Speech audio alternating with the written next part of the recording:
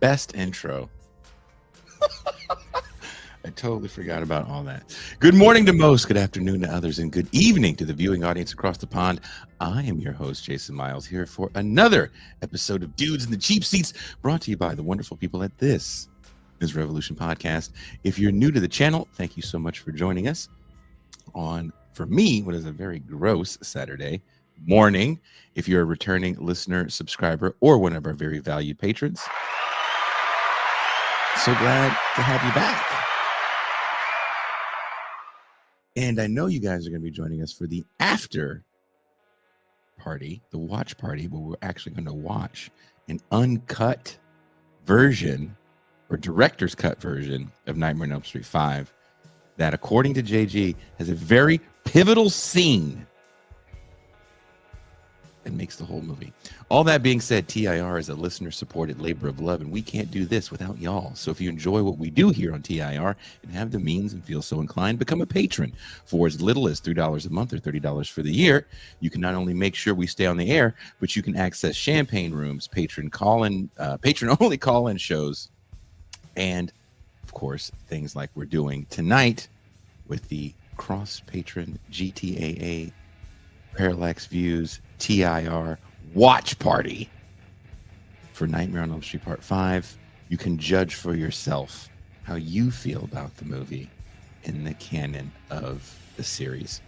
On this episode of Dudes in the Cheap Seats, we're going to be examining the 5th installment of the Nightmare on Elm Street franchise, The Dream Child. This movie takes place once again on the aforementioned Elm Street, where vengeance-seeking child murderer is resurrected through impregnation. Our heroine in this 5th film, Alice, is a survivor from the previous installment. She believes Freddy has been vanquished for good and is haunted by dreams of the maniacal madman.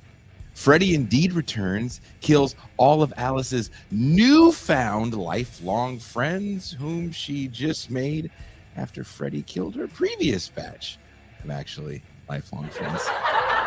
To me, the story is don't be Alice's friend. It's like dating Charles Bronson. In any film he was in post-1974, you're gonna die. While critics panned the 5th chapter of the Elm Street saga as a cash-in on the very popular IP, the slasher genre was starting to get cliche and stale. The original film is rightfully credited as helping revive the genre with a totally new approach to horror, where the bad guy wasn't a silent, masked, knife-wielding killer, but a benevolent being from beyond the grave, seeking revenge for what he feels is his tragic death. While the child sex element of the Nightmare series was extremely downplayed due to the film being made at the height of the Satanic Panic, the viewing audience still understands the monstrous Freddy Krueger to be an unrepentant child murderer who somehow escaped the law. It would be the parents of his victims and potential victims that would burn him alive, preventing him from ever harming a child again. But they would be spared his wrath, as Krueger would seek recompense by taking the souls of their children. By Nightmare 5, we get a plot line where we get to see Freddy's origins. Born of the gang rape of an innocent nun who was trapped in a room with 100 crazed mental patients, Freddy represents America's fear of the urban super predator and the idea of the demonic child predator that infiltrates schools and daycare centers. These people are manufactured evil, destined to become real-life monsters, and these monsters did exist in real life during the 1980s. Serial killer and serial child rapist Richard Ramirez, Ted Bundy, John Wayne Gacy. Nightmare on Elm Street 5 is the virgin birth of the Antichrist. Freddy isn't the son of God sent to die for our sins. He's the son of 100 maniacs destined to wreak havoc on the innocent. So is Nightmare 5 a slept-on classic, or is it a cash-in? Let's discuss. Here to discuss that with me is my co-pilot in these cheap seat endeavors. Please welcome host of Parallax Views, JG Michael. Yeah.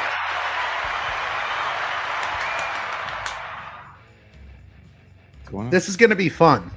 Also, I'm not sure it's an either or, man. Like, it can be a cheap cash in and also, you know, an underrated classic. I'm going to make that case. There you go. That's a fair case, and I will not argue against that. And also Nightmare aficionado and my good friend. Please welcome host of Give Them an Argument, Ben Burgess.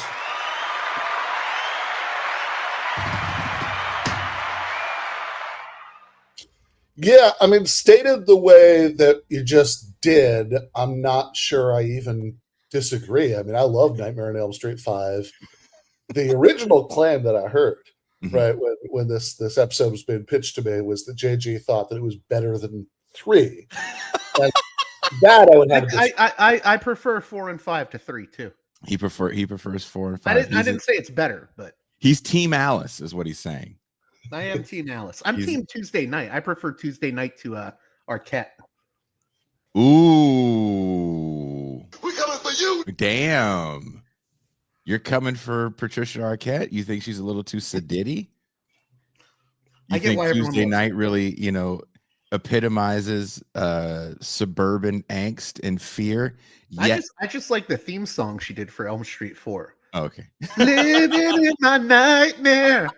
Okay, well, hold on, though. If we're going to judge movies by theme songs, I think the discussion's over. Oh. Hey, well, listen, 4 has Dramarama, which that's like a Mortal Kombat fatality against Dawkins in Elm Street 3. I'm sorry, Dramarama, I'll give you anything. Just blows it out of the water. Okay, except as you're saying that, like I sort of vaguely, I mean, I've seen this movie like at least a couple dozen times probably, and I sort of vaguely know it, like remember what the theme song is. I don't know what the theme is for 5. I was thinking any normal person can't hear the phrase Dream Warriors without actually hearing singing in their head. I've actually forgot that Dramarama is in that scene where the kid is killed, right? Or it's like a training scene. Exactly. After where Alice is training. That is kind of a badass happening song. To me. That's in I you know what? And I don't even think George Lynch would argue with this. I'd much rather hear "I'll give you anything" over Dream Warriors. Does Freddy's character evolve, Ben, in Chapter 5 to deepen the lore, or does it devolve to sell merchandise? Neither. I mean, I think there's more lore that's added. I don't know that the character has evolved exactly. Like I feel like the character is kind of feels to me like the character is about the same. I mean, like you go back to number 1, which this is the other thing. I mean, we were talking about this a little bit on Thursday night. During the Enter the Ninja viewing after that. I think number 1 is like head and shoulders above anything that comes after it. That's by far my favorite slasher movie. It's a real contender for my favorite horror movie, period. Because it's just a perfect combination of being this sort of, this sort of, like popcorn, like teenagers get slashed movie with with being sort of dreamy and mythic and something very different. And as part of that, in number 1, Freddy doesn't talk much, right? Like there are a few sort of previews of what he's going to become, right? I mean, most notably the tongue coming out of the phone and, I'm your boyfriend now, Alice, right? But for the, so they're like playing with that a little bit around the edges of it. But for the most part, in number 1, again, Freddy doesn't even talk much. I mean, he's mostly just kind of skulking around creepily, claws scraping against the furnace, all that stuff. And that's part of what makes it so effective. 2, I think we can politely ignore. And then like 3 through 5, you're definitely getting a much more chatty, much more quippy version of Freddy. But it feels sort of fully, it feels like more or less consistent, like the actual like portrayal of the character across those 3 movies. Then, of course, by 6, he's a cartoon character. He's Wile E. Coyote. Exactly. He's fully just Wile E. Coyote. I mean, like he's literally doing shit like, I think he does do it. Is that I'll get you my pretty? He does the Wile E. Coyote skit in it. Yeah. I think Elm Street 5 is interesting to me because, and Robert Shea and other people have said this in Never Sleep Again, the Elm Street Legacy, and I think it's true. John Kenneth Murr, the horror scholar, has noted it's a much more, it tries to go a little bit more back to the roots in the sense of it's a more grim and dark and kind of like, to be honest, it's a very mean-spirited film. I mean, it's dealing with issues like teen pregnancy. A lot of people focus on the abortion thing. I think that gets way too much press when talking about this movie because it's no more a pro-life movie than is like an anti-adoption movie. It's really about a woman having her autonomy invaded. And almost Freddy is like a patriarchal force, and the maternal force has to defeat him. But putting that aside, it's a very interesting movie. There's a certain sense in which she does get an abortion. What's that? I mean, there's a certain sense in which she does get an abortion, supernaturally. Well, yeah, I see. Well, there's definitely a force that's trying to control her autonomy in it, which is Freddy. So yeah. I think that what makes this interesting for me is it comes out in '89, the same year as Halloween 5, which also is like an equally really, really grim and mean-spirited movie. And if you start watching the movies made from like 88 to 92, there's a lot of these like really mean-spirited horror sequels. Child's Play 2 is another one that I would say is extremely mean-spirited. I mean, Alex ends up with this adopted family in like a foster family in Child's Play 2. They're just like, not very great people, especially the foster dad. These movies are much more mean-spirited in the late 80s and early 90s, and I think it's reflective of the fact that like there was this fatigue culturally with the stupid, Morning in America phony optimism of the early 80s Reagan era. And that's why I like these sort of like late 80s, early 90s horror sequels like Elm Street 5 and like Halloween 5. I think there's a bit of a meaner edge. And this one deals with a lot of like weird issues. I mean, it also deals with, there's allusions to teen suicide, drunk driving. And the big one that everyone notices is the bulimia, anorexia. Yeah. Yeah. It deals with some serious issues, and it's a would you say though that's kind of indicative of I would go, I don't know if deeper is the right way, but I can't think of the guy's name. He's dead now. He made all those teen movies everybody loves. John Hughes, yeah. John Hughes, everybody cites him as being the man that actually gave youth a three-dimensional view. Yeah. I think a certain type of youth, though. But that being said, he did try to explore, actually young people having feelings and emotions. Heathers did it better. Heathers is another movie where they kind of talk about this as well. Do you think this movie, I don't want to say cashing in, but kind of mirroring what's popular at the time with teen film? I mean, do you want the honest truth of it? I think they were flying by the seat of their pants with this whole movie, because it's made like Halloween 4 to Halloween 5. Like Halloween 5 is made within a year of Halloween 4 being done in theaters. Nightmare on Elm Street 5 is made within a year of Elm Street 4. Like, this was really rushed into production. And if you watch Never Sleep Again, they were literally like working with an unfinished script. They didn't know how the movie was going to end. Is that indicative of where we are with movie production in the 80s, kind of hyper capitalism of sequels? We don't really see sequels in the 70s and 60s like the way we see with drive-in films in the 50s. And the 80s is supposed to be a return to the greatness of America through deregulation and quote unquote smaller government, but we know that's not exactly what Reagan did. Is that a part of the Nightmare series and kind of a lot of these horror movies as well? Do you want to comment first, Ben? I know I'm being a motor mouth. Oh no, I was just gonna say it's small enough to drown in the bathroom, but big enough to lock up an unprecedented portion of the population. fund some contras. Yeah. They found some loose change in the couch to do shit like that. I didn't realize the government actually got large. To read JG's book, yeah, government got larger when Reagan stepped out. But there's this the era that you're talking about. Famously, that's the era of the massive ballooning budget deficit, all that stuff. But yeah. But there's this moment, right? 80 to 92 that we're kind of under the rule of conservatives. It doesn't change much under Clinton, but there's a veneer that the conservative rule is gone. For a lot of people, it's ding dong, the witch is dead, right? And we don't have to get into that right now. But I think what's maybe like, okay, sure, Clinton is continuing, the substance of Reaganism in lots of ways that anybody who's a big enough fan of one of these shows to be watching us do a Nightmare on Elm Street,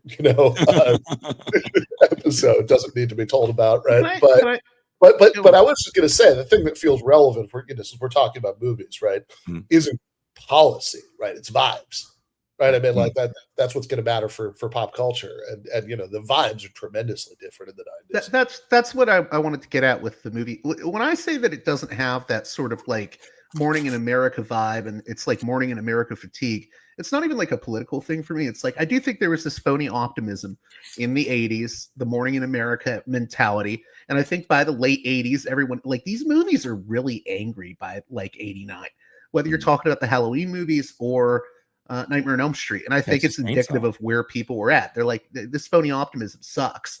And the original Elm Street definitely comments on the same things this movie comments on. It's commenting on parental neglect and all this stuff. But with this movie, it's even more in your face. Like, the movie is sort of just like, suburbia sucks, like, it's a very pissed off little film in a lot of ways. And very gothic too. It's a very odd film. How does the tone and style of Dream Child compare to the previous entries, Dream Warriors and Dream Masters? I'll let you go first, JG. Well, I think Dream Warriors is the sort of like big budget MTV version, and then the fourth movie is sort of the lower budget MTV version. This is, like I said, this is like the gothic Freddy movie. Like, it's like all the set pieces are very gothic. The asylum. I mean, it's a very odd film. The vibe is very different. Freddy Krueger almost comes off as like a Phantom of the Opera type character in this.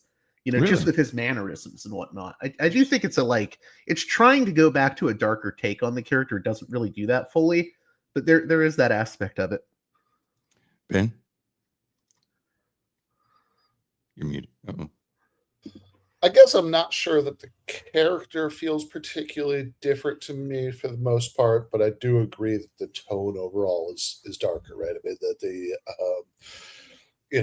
I mean, like, number 3, I mean, if there's a Morning in America Freddy, it's definitely number 3, right? Like, right. It's I mean, well, in their own very different ways. I mean, I feel very differently about these two movies, but I mean, 1 and 2 are both much darker than 3, which in fact I think is part of some of the reasons that well, I do. I was saying earlier, I would rank it higher than you do. It's always been a little bit crazy to me, right, that there are all these people who think that 3 is better than 1. I think that's just like kind of obviously not right. But I think a lot of times when people say that, I mean, not unlike sort of Terminator 2 versus Terminator or something like that, what they're really responding to is the sunniness of 3, right? I mean, that it's got this essential optimism to it that like none of the other movies have, at all, really, right? Like that, it's like, it's not just that, you can sort of have one final girl heroinely survive to the end. You can have like a whole team of friends that survive together because they work together and they found their special, powers, right? I mean, that's the Morning in America, American Nightmare. And then 4 is, 4 is the one people call the MTV Nightmare, because I mean, like 4, like literally you see Freddy Krueger in sunglasses on a beach, right? Like, I mean,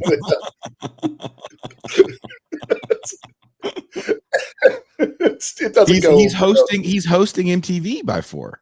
Remember, there was I don't know if you guys remember that, but he hosted listen, can I butt in? Not just MTV. You have to remember, like by '89, you have Freddy's Nightmares on in syndication, which last 2 seasons. I mean, Freddy Krueger. People don't realize this. I think today how big Freddy Krueger was in the 80s. If you look at the statistics on it, like Halloween 4 and 5 did well in theaters. Halloween 5 not as well as Halloween 4, but even Halloween 4 only made like I think 15 to 20 million.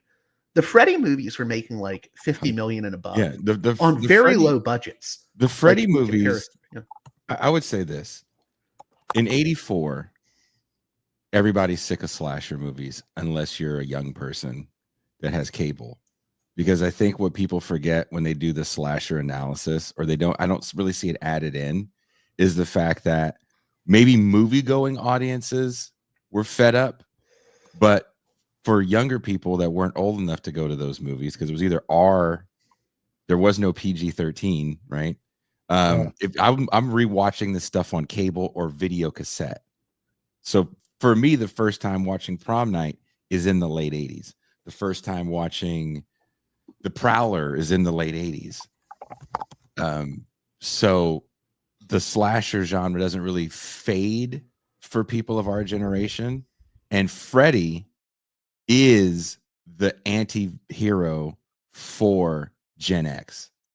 Because Jason Voorhees, as popular as those movies were, he doesn't talk. He doesn't do anything. He's not cool. Freddy made everybody else cool, because now you had to market these mass murderers in a different way. They had to be more exciting. Well, there is a reason why, like, okay, like Michael Myers, if you watch, as you and I know both do, JG probably also, like, a tremendous number of YouTube videos. Can I say something real quick? Thank you, Ben Grimm, for joining the live chat. He's one of my friends, but go on. Oh, nice. That, like, YouTube videos about these movies, whenever they're talking about Hulk, it's like, oh yeah, this stuntman, right? Played him, right? And then in this other movie, this other stuntman played him, and whatever. It's like pretty deep trivia, right? Whereas Freddy just is Robert Englund. Yes. Right.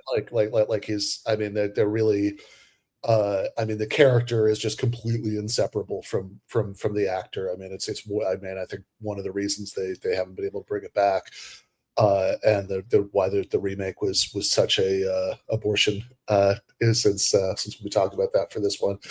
But yeah, he is, like, you're watching it for Freddy in a different way than one of the Killers in the Mask movies.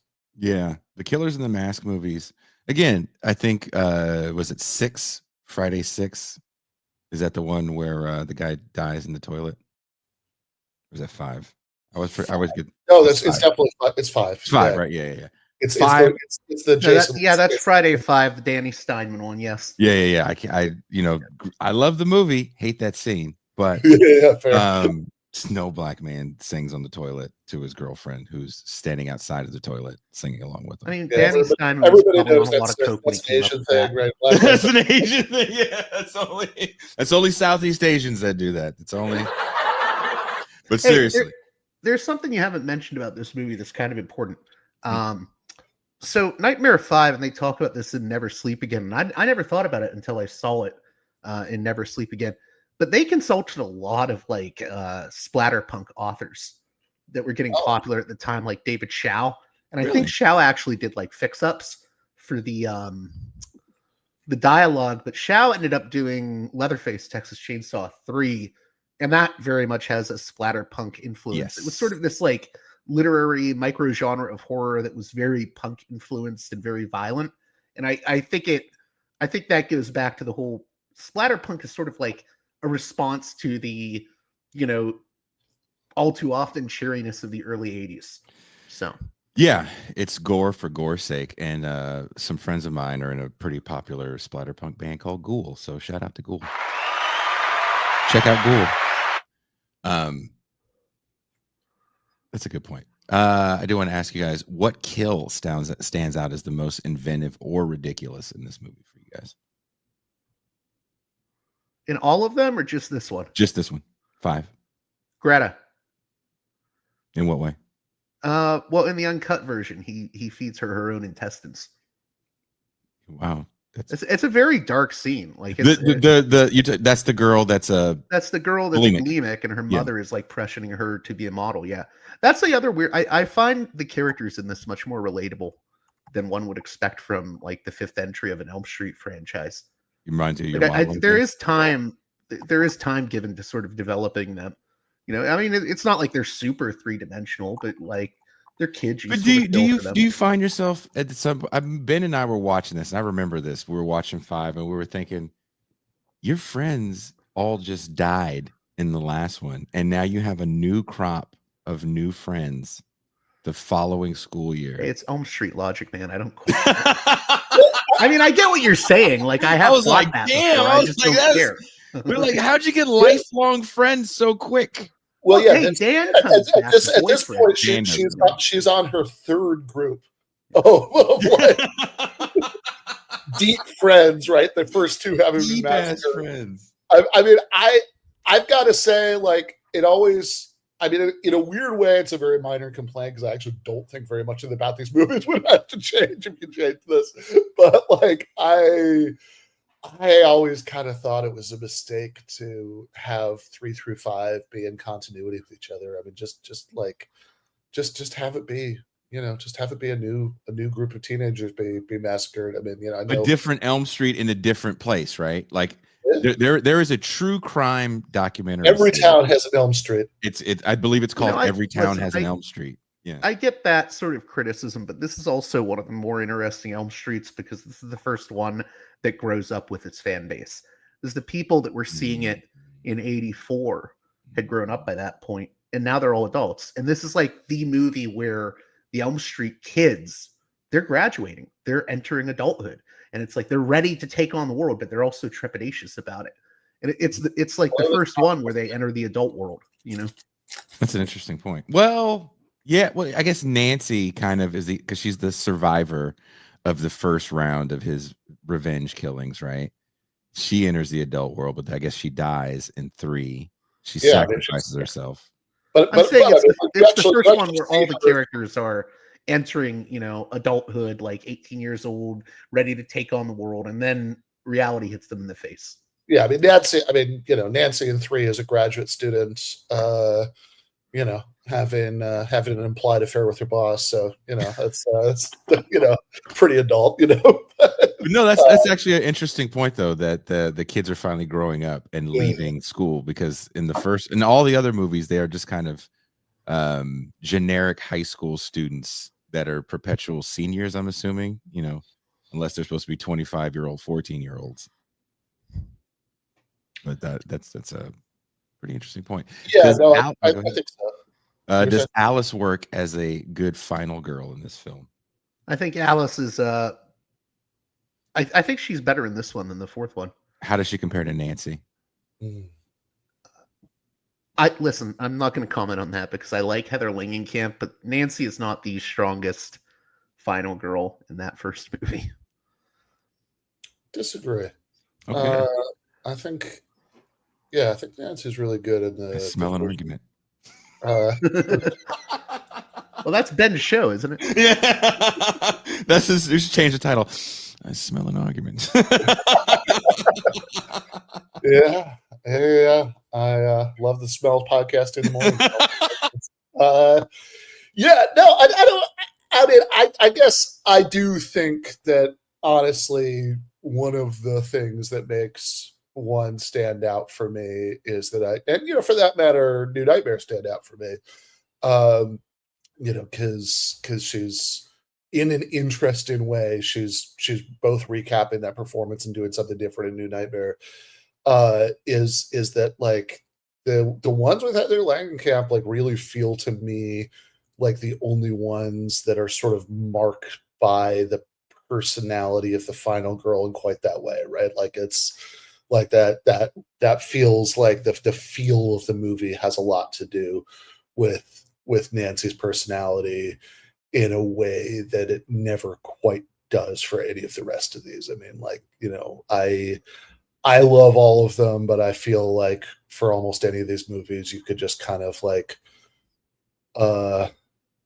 swap out, some other anxious chick not quite dying, at the end of the movie, and like most of the movie really wouldn't feel that different to me.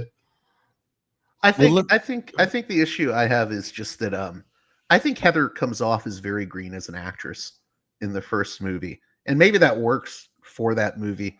I think by Wes Craven's New Nightmare, that's her best performance in the entire series, for me at least. But you're agreed. right. I think Lisa Wilcox as Alice, I think there's sort of I think she was much more comfortable in 5 than she was in 4. Because, I think 4 was her first big role. And she was more comfortable the second time playing the lead. Switching gears a bit, what does Freddy as a cultural metaphor? What does his origin story in Dream Child say about America's fear of crime, mental illness, and urban decay? That was the first thing I noticed in rewatching it the other day, getting ready for this show. Was I was thinking about the Super Predators. This is being made around the same time as Central Park 5, and right before that, the Central Park Killer. So there is this idea that there are people just born inherently evil. We also have gang crime and drug crime on a level that we won't see again. It'll ring in mass incarceration. And we believe that people are just born evil. And the whole story of Freddy, which is fleshed out in this, the son of 100 maniacs, is that he is kind of the embodiment, like I said in the introduction. This is the virgin birth of the Antichrist in Freddy. So how do you guys view him as a cultural metaphor? I mean, I guess my first thought, at least, would be that to me, it doesn't actually feel like too much of a reflection of those anxieties. I mean, maybe there's something to be said here about the fact that the movie revolves around pregnancy, right? Which it's like how all the great 1980s time travel movies are about like pregnancy and motherhood, right? Back to the Future and the Terminator. But I think that for the most part, I mean, the reason it doesn't feel that much like that to me, and maybe, I mean, some of the scenes are going to be fresher, right, in your mind than they are in mine right now, but is that it doesn't really seem like the kind of like dangerous deviance, you see in those scenes or whatever. They don't feel particularly urban to me, right? Like it just feels like, so to me, that element of the movie feels less like a sort of up to the minute reflection of anxieties about, crime and drugs and, all that stuff than it does like a throwback. Right. I mean, it's kind of going to what JG said about, this being, the Gothic nightmare movie, that this is that whole element, right? I mean, that, the insane asylum, that's like really like a very, very, like, I mean, even by, 1989 standards, right? This is a very not of the moment. It's, this is like a very old timey vision of what like a madhouse is. Yeah. Right. And that feels to me like an element that, if anything, would be more at home in like a horror movie from the 1950s. JG? I don't know. I think this movie reflects cultural anxieties of the time in a similar way to there's two Elm Street films that I find really interesting that kind of almost work as like standalones, which is this and then Elm Street 2. Elm Street 2 reflects cultural anxieties about same-sex desire. It's a gay panic movie, essentially. And I do think there's an argument to be made for why LGBTQ people reclaimed Elm Street 2, but that's another topic for another show. It reflects those cultural anxieties, though. And I think this one reflects cultural anxieties about teen pregnancy. And it does so in a way that's really interesting to me, because Alice really is not judged in any way in this movie for any of her choices. So that's why I say I disagree with people that just think it's a pro-life propaganda film.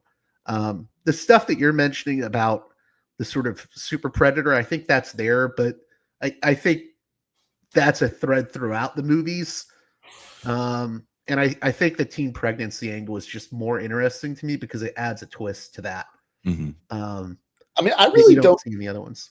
I have to say, I really don't understand the sort of pro-life propaganda interpretation of this, right? Like it's I mean, pregnancy, there's discussion about whether to have an abortion, and it's one scene too. It's the scene between it's the scene between, not to interrupt you, but it's the scene between Mark and Alice where Mark says, well, there's one way you can stop it, abort the baby.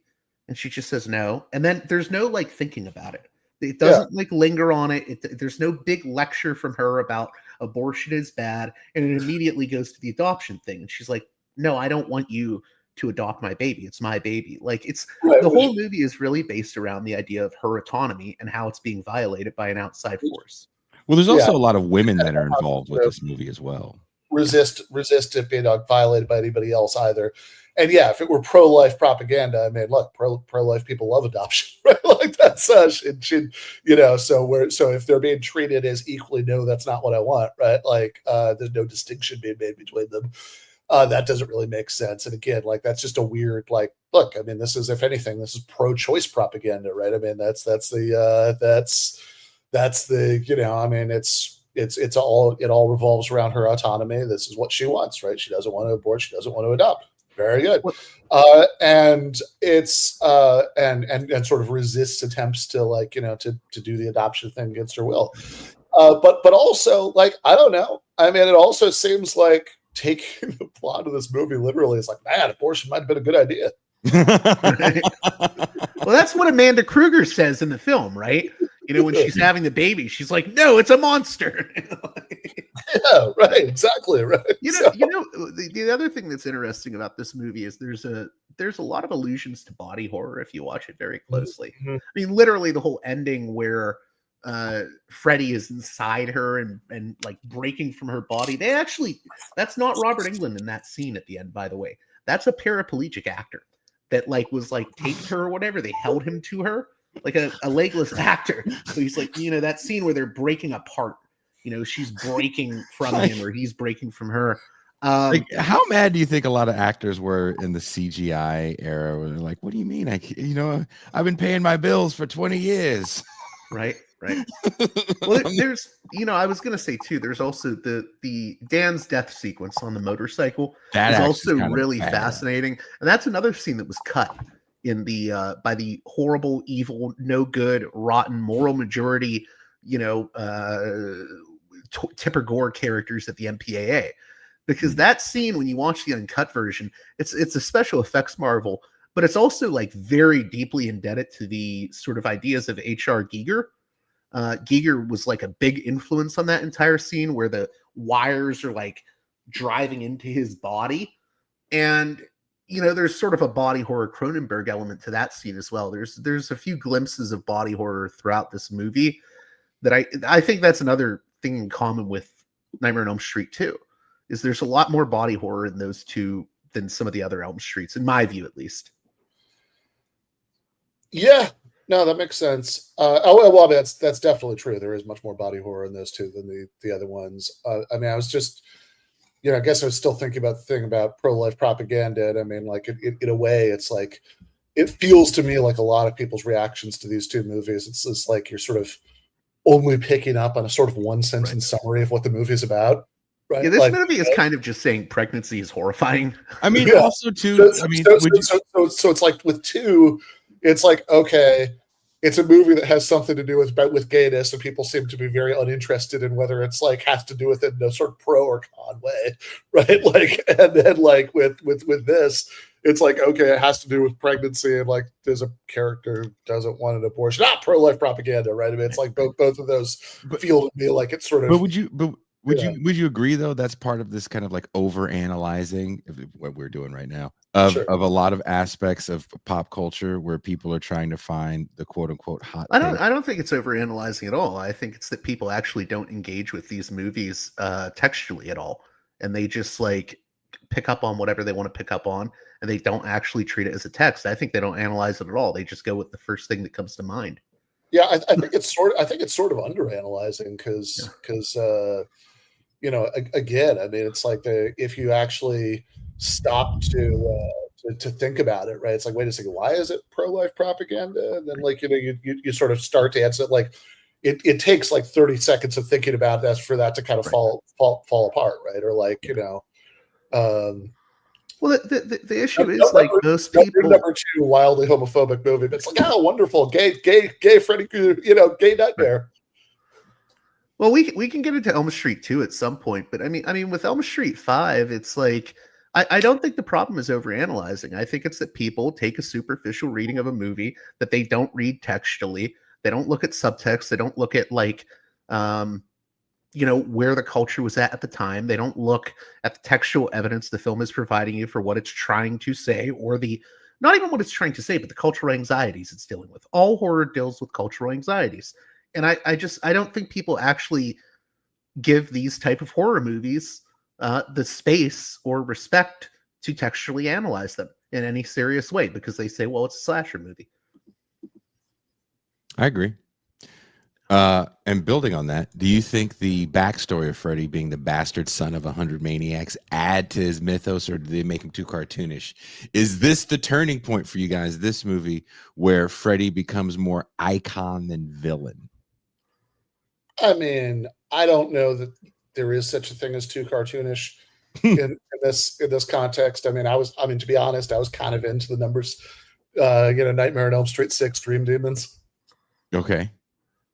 JG. Elm Street 6, Freddy's Dead is where it all goes too overboard for me. This one almost feels like I'm referencing Never Sleep Again multiple times here, but someone in that documentary said that the scenes in the asylum are something out of a Roger Corman Poe movie.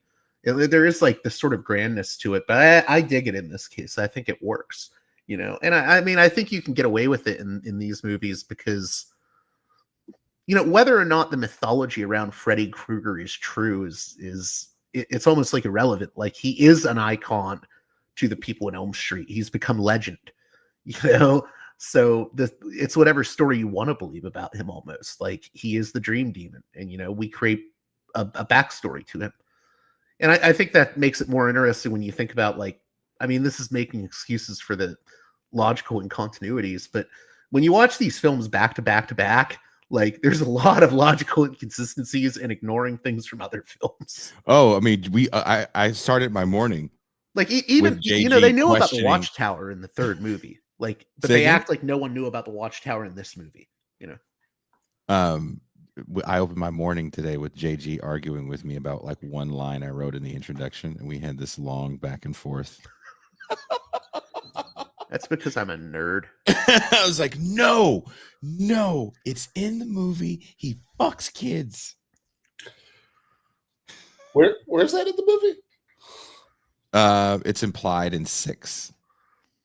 It's not implied in 6, though. Yeah, sure. So if you mean it's implied, I actually think it's arguably implied before 6. It's always this sort of idea that maybe he fucks kids is always hovering somewhere around there. But taking out fucking kids, we were having this conversation, and I was saying that because we were joking, and I think you and I have joked about this too.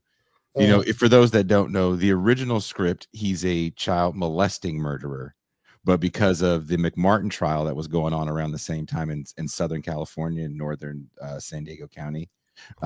They take that element out. It was a little hidden too close to home, so he's just a child murderer.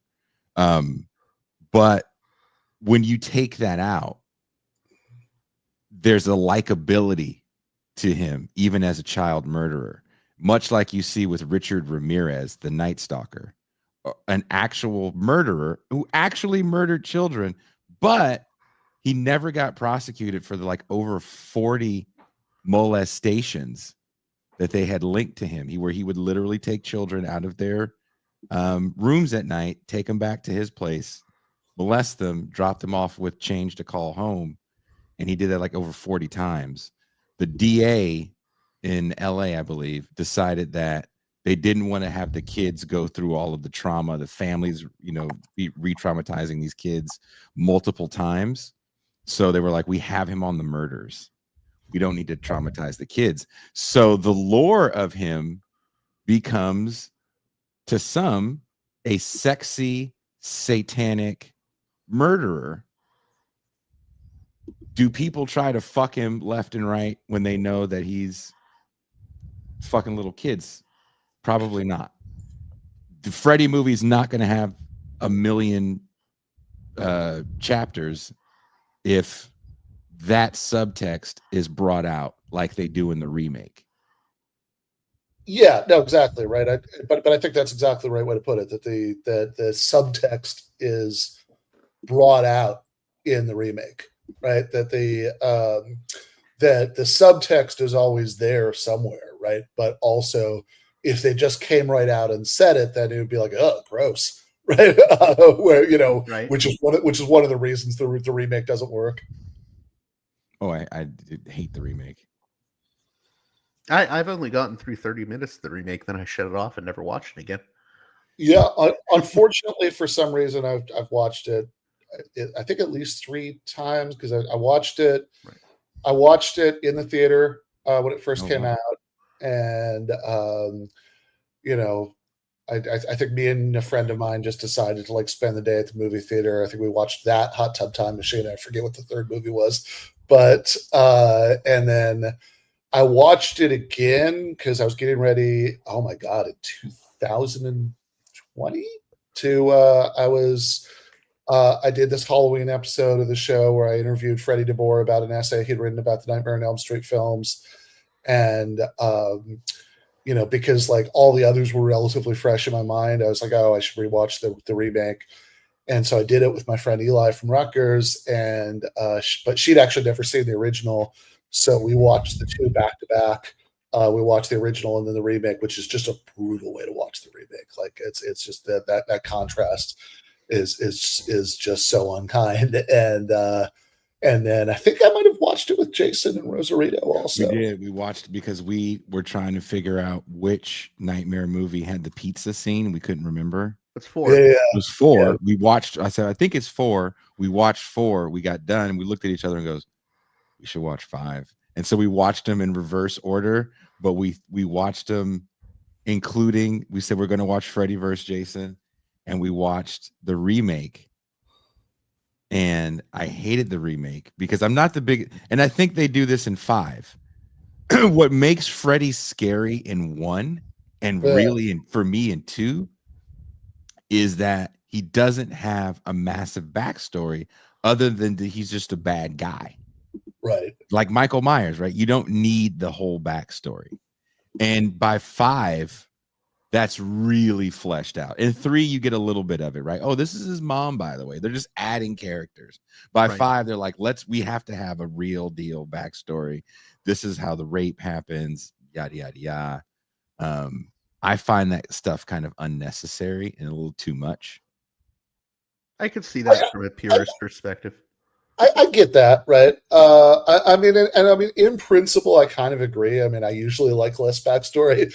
I think that's, it's like, look, there's a reason that you fought with my father in the Clone Wars is a cool line, but actually seeing the fucking Clone Wars is a bad idea.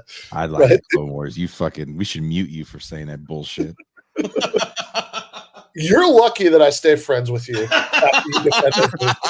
I'm a real Star Wars fan. You're a fucking.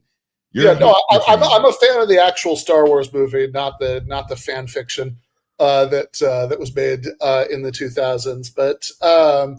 But yeah, in any case, like in general, I'm always for less backstory. Like I think it's like usually a better storytelling choice, not to flesh it out. I mean, like even outside of the most extreme examples of like abominations of movies like the ones we were just talking about, but I think in this case, I don't know, man, it's fun, right? Like, I mean, that's the, like, I mean, again, we've established a couple times in this conversation. I mean, I'm even an apologist for the Looney Tunes nightmare, number 6. I think that the sort of like over the top crazy Freddy origin stuff, I mean, like, usually I hate adding in origin stories to establish characters, but in this case, it just seems like good pulpy fun to me.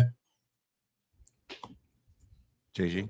I hate Freddy's Dead, but that being said, I love Rachel Talalay as a filmmaker. I think she's very underrated.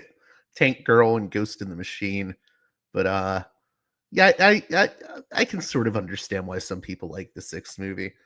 The fifth movie, it's not that it's like the greatest entry. It just, the issue with Dream Child is, to be honest, I think it's better than it really has any right to be. And the fact that it came together at all as a coherent movie is kind of an amazing thing, given they didn't have a finished script when they made it. They made up the ending as they went along. And basically it was made within a year of Elm Street 4. Like, I think they rushed production and did it in like, I don't know. I think it was like a 4-week thing. Like I mean, I could be wrong about that, but I mean, they definitely rushed the production a lot. And I don't know how, for a movie that was this rushed, I mean, it's kind of amazing that it actually sticks together pretty well. It doesn't feel like a movie that's centered around the kills. No. Which I think is the flaw and what makes Freddy movies work in a way that I think his contemporaries doesn't work, because you can actually center a movie around a plot of him being a dad, him being a absentee father in the sixth one that wants to reclaim his daughter, even if just to murder her. These are the. Go ahead. I wanted to say something before I forget. There's one really telling moment for me. I keep going back to that like Morning in America, and this is like the end of that, and this movie's pissed off about it. Do you remember the scene where they're in the loft and Mark is talking about how much he loved Greta, and the camera just pans over and there's a TV on, and it's Wally George. You know, Wally George was this big California TV host, like Morton Downey Jr., but for the California crowd, the West Coast.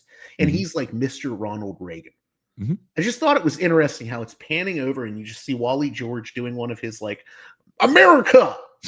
And then it like, but the whole movie is like, these kids are just alienated. Their parents suck. Everything is terrible.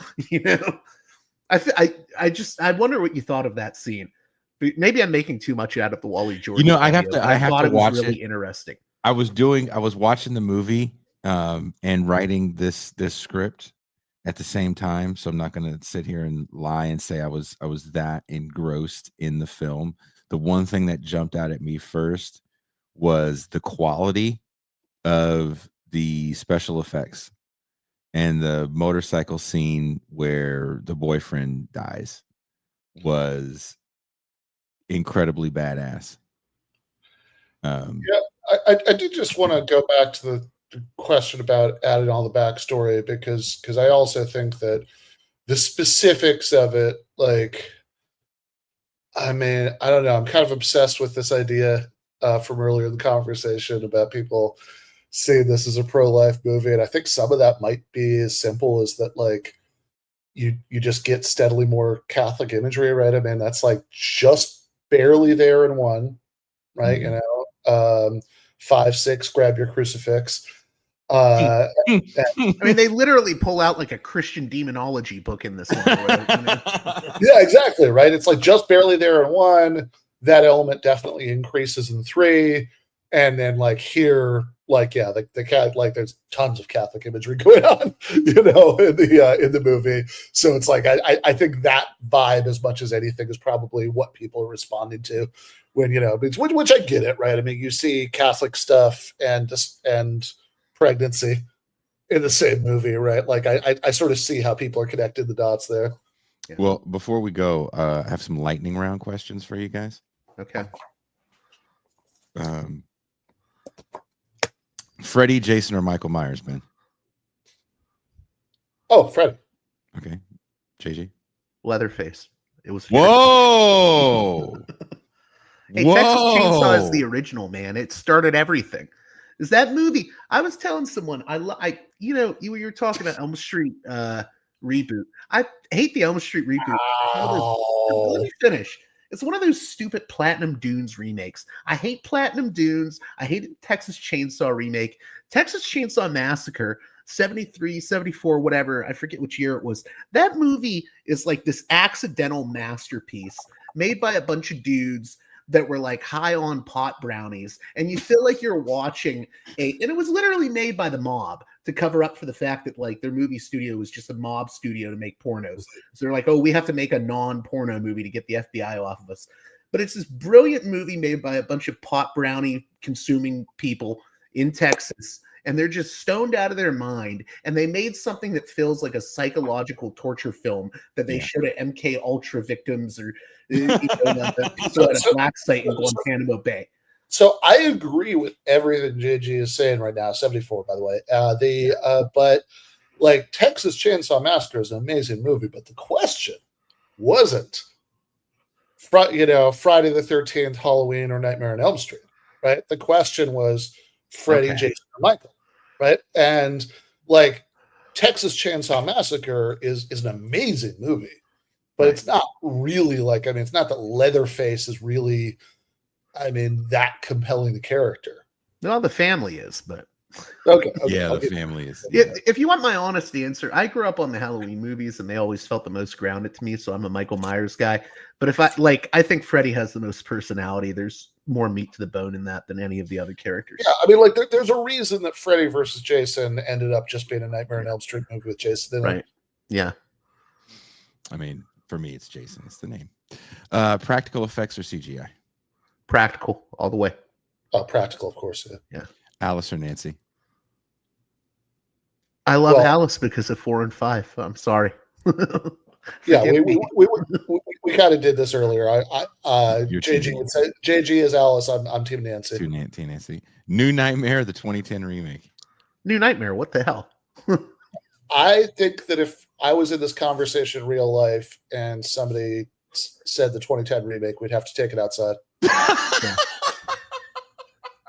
Yeah, listen, all three of us can agree to disagree. You guys know I like Rob Zombie's Halloween movies, particularly the second one. We can agree to disagree on that, but we all have to be in agreement on Nightmare on Elm Street 2010. I did not like it. I cannot take Kelly Leak from Bad News Bears as Freddy Krueger. Yeah, I mean, all of the teenage like I understand that like it's sort of teenagers in a slasher movie are going to look like they're in their early 20s or whatever. All the teenagers in that movie look like they're in their 30s. I just cannot suspend disbelief at all about the idea that these people are in high school. The tone is totally off. This sort of attempt to like do the like, oh, maybe he was innocent. You know what? Never mind. Right? Thing with the plot. Like it just everything about that was bad. There were no good decisions made in that movie. Hey, you forgot about the other final girl. Who was Team Yvonne? Is that from the 6? No, that's the black girl that also survives this movie. Oh, she does survive. She's kind of a badass in this movie. Thank you, DEI. We see you. I forgot. You know what? I like her better in People Under the Stairs. Yeah, I love that movie. That's a great movie. That's one we'll have to cover at some point. We're definitely going to cover that. I believe that they're planning a remake, and I'm mad because I think it's going to suck. That's probably true. Because that is almost certainly true. When they remade Candyman, it became this social thing. I was like, dude, you're really fucking this movie up. Did you hear Jordan Peele is trying to get the rights for Texas Chainsaw? Okay. We kill niggers in these parts of town. The other one is Taylor Sheridan, who, if he gets it, I'm gonna like riot. I do not want that. I just sometimes Hollywood, you can leave things alone. There are movies that I'm like, I wonder what that would be like remade, but they're Roger Corman movies. Right. Like, what would Battle Beyond the Stars look like if it got a remake? I don't even know if it could be better because it's a pretty good movie on its own. I do want to say before we go, I think one thing that's interesting about these Elm Street movies is, there's always that joke about like, oh, you hate the stupid teenage characters in these movies. I really don't hate many of the characters in these Elm Street movies. Like, they're not that, I don't find them particularly annoying. You know, But they're that's the just kids. problem with the shit versions, in my opinion, JG. With the shit versions of those movies, like Demon Knight, let's say, there's characters or sorority babes in the slime bolorama. Right. They hella and granted, these are really, really more on the low Hey, budget. Sorority Babes is awesome. You're talking Um, movies like Madman, and yeah, what's the other one I was thinking you said of? Silent Madness. Silent Madness. Like there's just the most mediocre. Like that's truly the sort of mediocre slashers for me, at least. Because I think that people are playing up what they think the trope is, and I think when you watch even a Jason movie, they're really not that bad of people. The nightmare movies are different because all of this is psychological because he's attacking you in your dreams. Right. So I think we can empathize with the characters a little bit more, especially in the first one, as they try to have. Especially if you're a teenager, right? I mean, that's the whole point of these movies. It's like parents don't listen to their kids, you know. And it's kind of bold to say that in the 80s when everyone was like, let's go back to Leave It to Beaver America.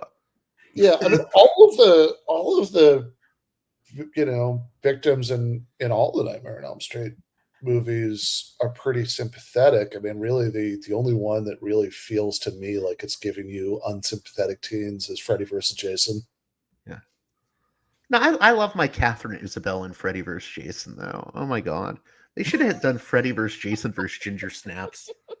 Sure, yeah. But I mean, Ginger Snaps is a slap-on because it's Canadian. Is a slap-on horror classic. I've only seen the first two. They made like 4, right? They made 3. 3? Yeah, dude.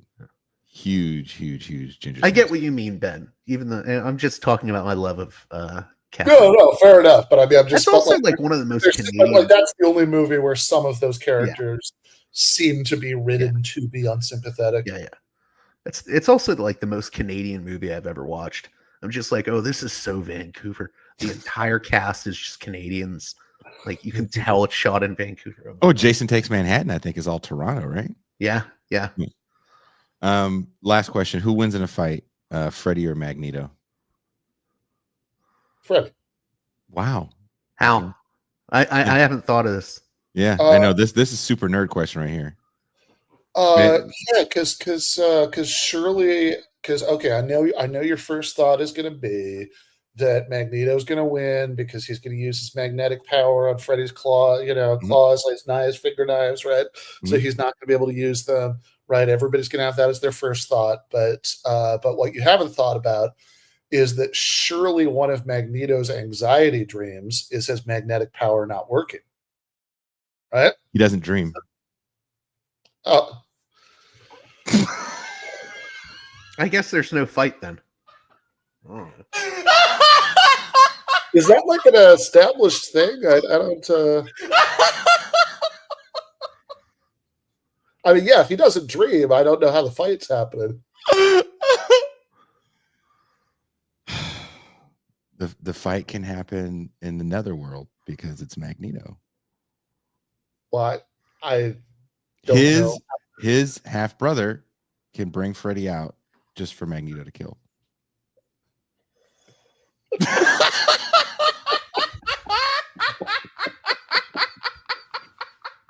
Okay, so I'm just going to say Spawn interferes in this fight and kills everyone. If we're loading the dice to the extent of suggesting that Magneto doesn't dream, that Dr. X is, bring like whatever, like, all that shit like that's like, yes, under the conditions you have laid out, Magneto wins. If we're just asking all else being equal, right? Like, who wins? I still think Freddy.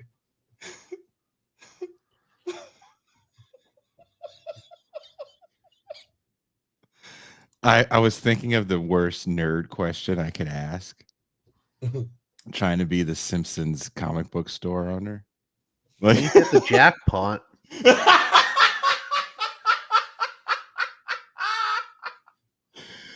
Well, look, we're gonna go watch. And explain the cut. Is it director's cut, uncut? What is it again? It's not a director's cut. It's the uncut version. So it's the version that would have been released had the MPAA not cut. They demanded like 30 seconds of cuts, but it makes a difference. Okay, interesting. Yeah, because I was trying to figure out from what you were saying earlier if this is different from Jesus, I won't go there. Wow. All right. You know what? I lost my thought. Let's just go to the watch party. This is going to be the show that has more comments than views, and it's all off the Right. last question.